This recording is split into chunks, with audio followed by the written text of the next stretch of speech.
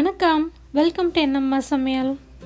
நம்ம இன்றைக்கி பன்னீர் பராத்தா எப்படி பண்ணுறதுன்னு பார்க்கலாம். ரொம்ப டேஸ்ட்டாக இருக்கும். அதே மாதிரி ரொம்ப சீக்கிரமாகவும் பண்ணிடலாம்.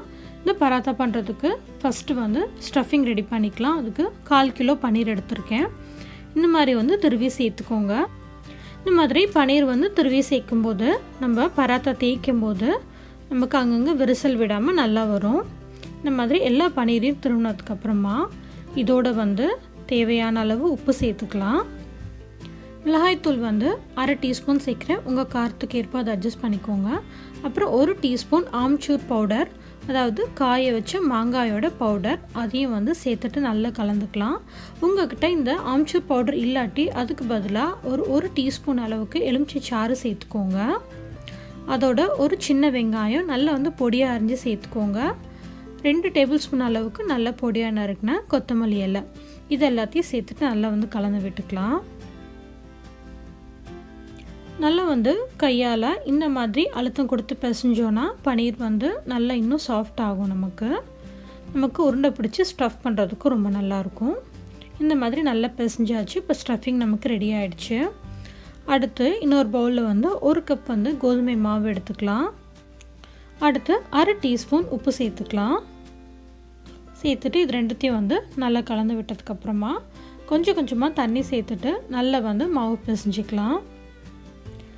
சப்பாத்தி மாவு ரொம்ப தண்ணியாகவும் ஆகிடக்கூடாது, அதே மாதிரி ரொம்ப கெட்டியாகவும் இருக்கக்கூடாது, நல்லா சாஃப்டாக இருக்கணும். 1 கப் கோதுமை மாவுக்கு கிட்டத்தட்ட 1/2 கப் வரைக்கும் தண்ணி சேர்த்து பிசைஞ்சால் ரொம்ப நல்லா சாஃப்டாக இருக்கும். ஒரு சில சமயம் உங்கள் மாவுக்கு ஏற்ற மாதிரி அது கொஞ்சம் ஜாஸ்தியாகும், இல்லாட்டி கொஞ்சமாக கம்மியாகும். அதுக்கேற்ற மாதிரி நீங்கள் கொஞ்சமாக தண்ணி சேர்த்து மாவு பிசைஞ்சுக்கோங்க.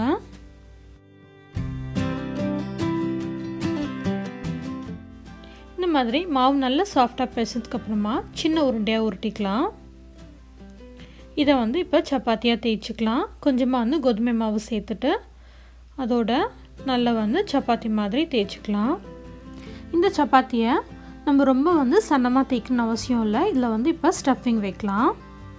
இப்போ இந்த மாதிரி நல்லா தேய்ச்சதுக்கப்புறமா நம்ம பன்னீர் ஸ்டஃபிங்கை இந்த மாதிரி உருண்டை உருட்டி உள்ளே வச்சுட்டு இப்போ இதை நல்லா க்ளோஸ் பண்ணிடலாம்.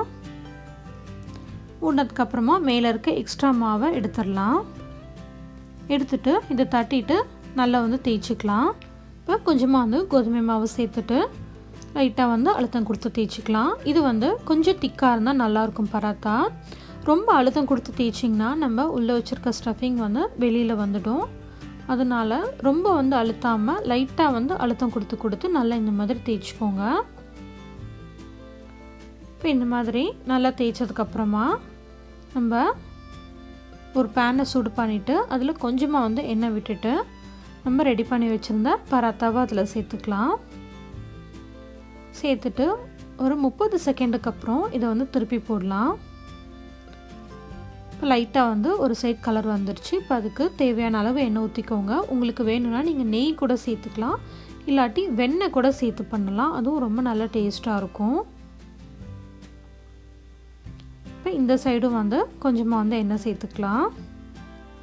சேர்த்துட்டு 2 சைடும் இந்த மாதிரி திருப்பி போட்டு வேக வச்சு எடுத்துட்டிங்கன்னா அருமையான பன்னீர் பராத்தா ரெடி ஆகிடும்.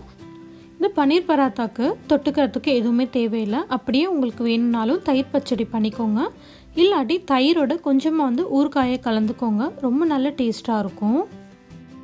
இந்த சுவையான பன்னீர் பராத்தாவை நீங்களும் செஞ்சு பாருங்கள். இந்த வீடியோ பிடிச்சிருக்குன்னு நினைக்கிறேன். பிடிச்சிருந்தா ஒரு லைக் பண்ணுங்கள். Amma சமையலை சப்ஸ்கிரைப் பண்ணிக்கோங்க. தேங்க்ஸ் ஃபார் வாட்சிங்.